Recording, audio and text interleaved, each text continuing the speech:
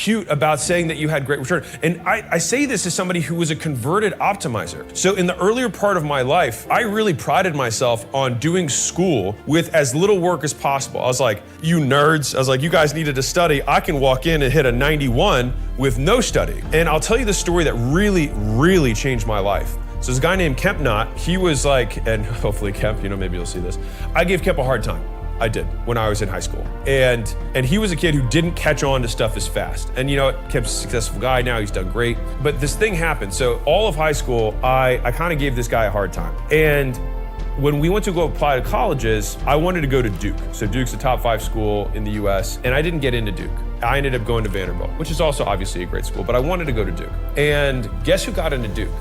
Kemp Knott. And so what was really interesting is that this whole time, like Kemp would go to study hall, he'd be like, teacher, you forgot to assign his homework. Like he was that guy, right? And I honestly just really disliked him, but mostly because it probably just reminded me of my own inadequacies of like, I was just unwilling to do the amount of work that he was. And I shamed him for doing the amount of work that he did. I was like, you have to work so hard just to try and come close to me, right? But in the end, he got into the better college. And so it was this really humbling lesson for me that none of the colleges cared that I worked less than him.